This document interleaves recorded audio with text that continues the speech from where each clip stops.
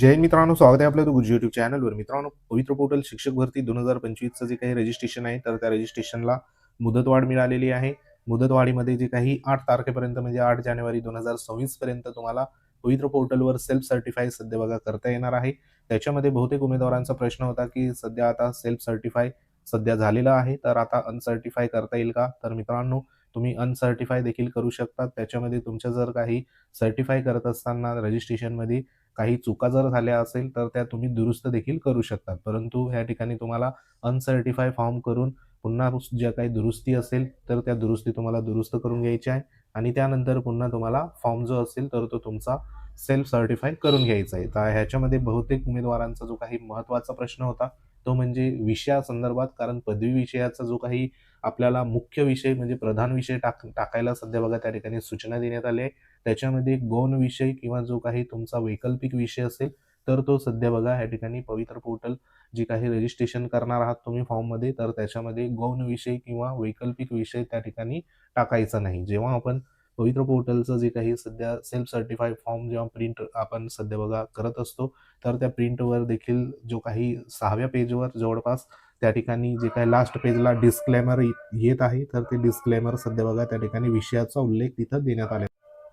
तर ह्या व्हिडिओच्या माध्यमातून आपण एकूण म्हणजे या ठिकाणी रेग्युलर जी काही पदवी आहे आणि एक म्हणजे मुक्त विद्यापीठाची पदवी, तर त्याच्यामध्ये नेमके विषय कसे तुम्ही मुख्य विषय त्या ठिकाणी सिलेक्ट करू शकता, तर ते संपूर्ण माहिती या व्हिडिओच्या माध्यमातून आपण पाहणार आहोत. तत्पूर्वी तुम्ही जर आपल्या चॅनलवर नवीन असाल तर चॅनलला आवर्जून सबस्क्राईब करून घ्या. बाजूला बेल आयकॉन आहे त्याला देखील प्रेस करा. तर मित्रांनो, आधी आपण जी काही रेग्युलर जी काही पदवी असते तर ती पदवी सध्या बघा इथं बघणार आहोत. आता ही पदवी तुमची एकतर बघा BA असेल, त्यानंतर BSc असेल किंवा मग या ठिकाणी तुमची BComची असेल, त्यानंतर तुमचं ह्या ठिकाणी परत ज्या काही BCA असू शकतं, बरोबर. कारण ह्या ठिकाणी जेवढ्या पण पदव्या आहेत ज्या बॅचलर डिग्री आहे तर त्याच्यामध्ये वेगवेगळे सध्या बघा पदवीधारक आपले अभियोग्यताधारक आहे. त्याच्यामध्ये परत ह्या ठिकाणी BCA झाला, BA, BSc, BCom, त्यानंतर BSW धारक देखील उमेदवार सध्या पाहायला मिळतात. त्यानंतर जे काही BE संदर्भात देखील उमेदवार पाहायला मिळतात. अशा वेगवेगळ्या पदव्या सध्या बघा आहे. आता ह्याच्यामध्ये काही पदवीमध्ये जे काही विषय आहे तर ते विषय काही पदवीमध्ये 6 विषय आहे, काही पदवीमध्ये 8 विषय सध्या बघा टोटल देण्यात आले. काही पदवीमध्ये त्या ठिकाणी ह्याच्यापेक्षा देखील जास्त विषय सध्या बघा असू शकतात. आता ह्याच्यामध्ये नेमका तुम्हाला मुख्य विषय जो आहे तर तो नेमका कोणता असणार आहे, तर ह्या ठिकाणी बघा ह्या ठिकाणी जी काही रेग्युलर पदवी आहे तर ही आता नॉर्थ महाराष्ट्र युनिव्हर्सिटी जळगावची सध्या बघा या ठिकाणी पदवी जी आहे तर ती पदवी असणार आहे. आता हे जे मार्कशीट आहे तर हे बॅचलर ऑफ आर्ट संदर्भात या ठिकाणी असणार आहे. आता याच्यामध्ये जे फायनल इयरचं मार्कशीट आहे तर ते तुम्हाला या ठिकाणी दिसत आहे. आता हे BA संदर्भात बघा मार्कशीट असणार आहे. आता ह्याच्यामध्ये जर तुम्ही कोर्स नेम बघितला आणि त्याच्यामध्ये इथं वर्ष देण्यात आले बघा, सेकंड इयर त्यानंतर थर्ड इयर, बरोबर. म्हणजे 3 वर्षाचं आपल्याला माहिती आहे की पदवी परीक्षा उत्तीर्ण व्हायला पडतं. त्याच्यामध्ये जो काही शेवटचा सध्या बघा ह्या ठिकाणी वर्ष येतं त्याच्यामध्ये आपल्याला अशा पद्धतीने 2 जे काही सध्या बघा वर्षाचे मार्कशीट इथं पाहायला मिळतात. आता हे जे मार्कशीट आहे हे मार्कशीट जवळपास या ठिकाणी 2011चं सध्या बघा या ठिकाणी असणार आहे. आताचे नवीन जे मार्कशीट आहे त्याच्यामध्ये सेमिस्टर पद्धतीने सध्या मार्कशीटवर जे काही गुण असेल तर त्याचा उल्लेख इथं केलेला असतो. आता त्याचा देखील आपण पुढे माहिती घेणार आहोत. तर ह्या ठिकाणी आता तुम्हाला दाखवतोय.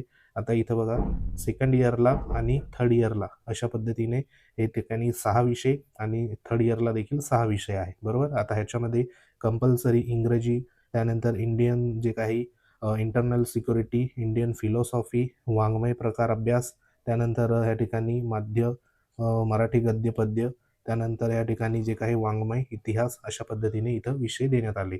तसाच बघा थर्ड इयरला देखील जे विषय आहे तर ते विषय इथं दिसत आहे आपल्याला.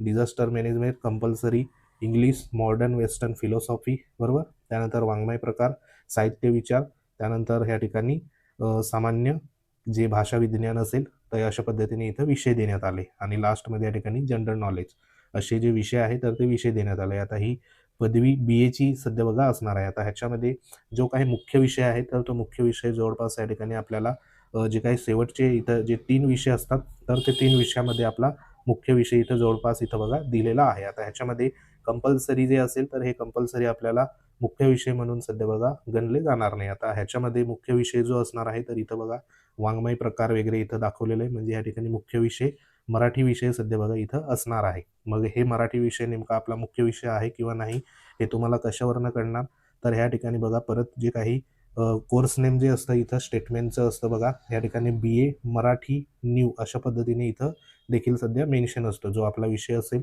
तर तो तुमचा इथं BA मराठी, त्यानंतर BA इकॉनॉमिक्स बरोबर, BA हिस्ट्री अशा पद्धतीने इथं तुमचं मेन्शन असणार आहे. ज्यांचं BSc असेल, BSc केमिस्ट्री, त्यानंतर BSc बॉटनी अशा पद्धतीने देखील त्या ठिकाणी पाहायला मिळेल. तसंच बघा आता हे मार्कशीट नुसार आपल्याला जे काही सध्या डिग्री सर्टिफिकेट मिळत असतं. आता हे डिग्री सर्टिफिकेट देखील आहे नॉर्थ महाराष्ट्र युनिव्हर्सिटीचं.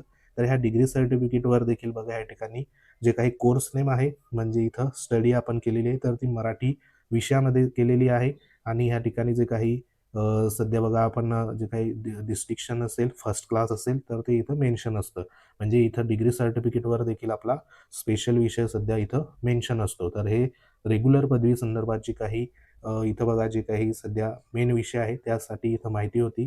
त्यानंतर तुम्हाला दुसरी जी काही पदवी आहे तर ती पदवी आपण जे काही YCMचे म्हणजे मुक्त विद्यापीठासंदर्भात जी पदवी आहे ती देखील दाखवतो.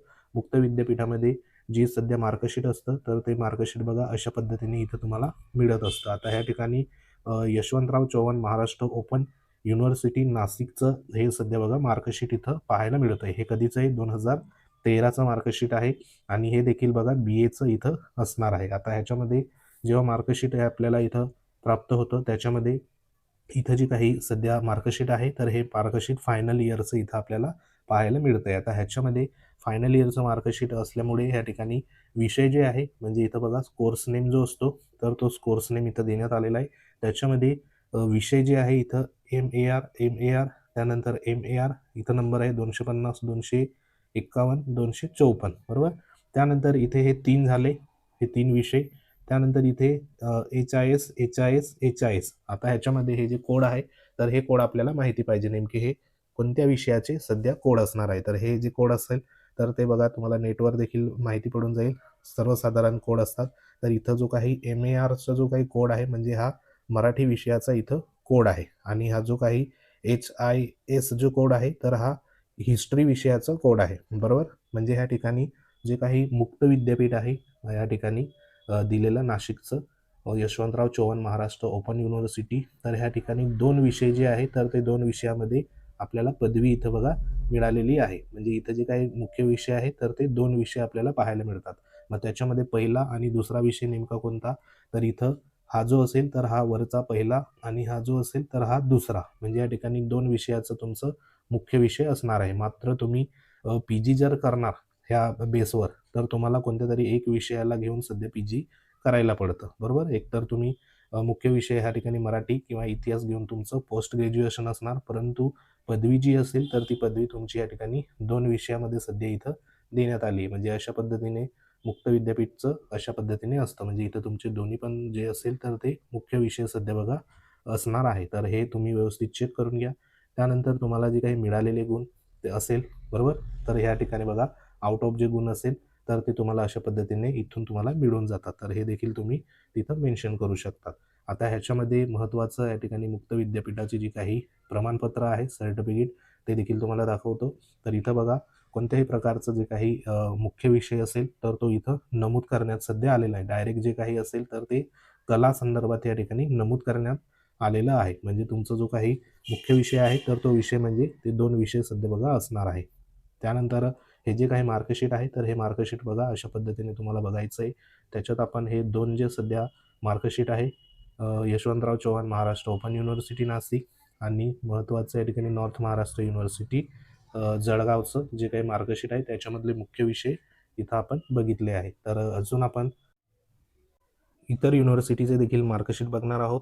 तर ह्याच्यामध्ये आता तुमच्याकडनं सध्या बघा जर विषय तुमचे सेल्फ सर्टिफायमध्ये टाकायचं मध्ये ह्या ठिकाणी बघा प्रॉब्लेम झाला असेल तर तुम्ही पुन्हा अनसर्टिफाय करून जे काही विषय असेल तर ते व्यवस्थित एडिट करू शकतात. तुमचं अजून ह्या ठिकाणी महाविद्यालय असेल, युनिव्हर्सिटी असेल तर त्या ठिकाणी देखील तुम्ही व्यवस्थित तुमच्या विषयासंदर्भात पडताळणी करून घ्या. इतर जे काही सध्या ज्या पद्धतीने मार्कशीट आपल्याकडे प्राप्त होईल त्या पद्धतीने तुम्हाला सध्या बघा जे मुख्य विषय आहे तर त्या संदर्भात माहिती दिली जाईल. तर सध्या अजून वेळ आहे तर तुम्ही तुमच्या पद्धतीने देखील मुख्य विषयासंदर्भात माहिती जी असेल तर ती व्यवस्थित तुम्ही विचारून घ्या आणि कॉलेजमधून जे लेखी असेल तर ते व्यवस्थित तुम्ही करून घ्या. तर सध्या ही एक महत्त्वाची माहिती होती कारण पुढील प्रक्रिया तुमची मुख्य विषयाच्या अनुषंगाने तुमच्या ह्या ठिकाणी बघा होणार आहे आणि त्याच्यामध्ये जो काही प्रधान विषय असेल तर तो खूप महत्त्वाचा तुमचा असणार आहे. तर तो व्यवस्थित तुम्ही टाकायचा आहे, जेणेकरून तुम्ही भविष्यामध्ये पुढची प्रक्रियेमध्ये अपात्र सध्या बघा होणार नाही.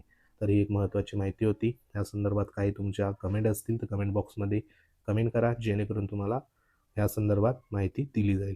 तर आपलं टेलिग्राम चॅनल आहे ते देखील तुम्ही जॉईन करू शकता. तर अशाच प्रकारच्या माहितीसाठी वेळोवेळी भेट देत राहा. नवीन जर असाल तर चॅनलला सबस्क्राईब करून घ्या. बाजूला बेल आयकॉन आहे त्याला देखील प्रेस करा. तर भेटू आपण पुढच्या महत्त्वाच्या अपडेटमध्ये. तोपर्यंत जय हिंद, वंदे मातरम.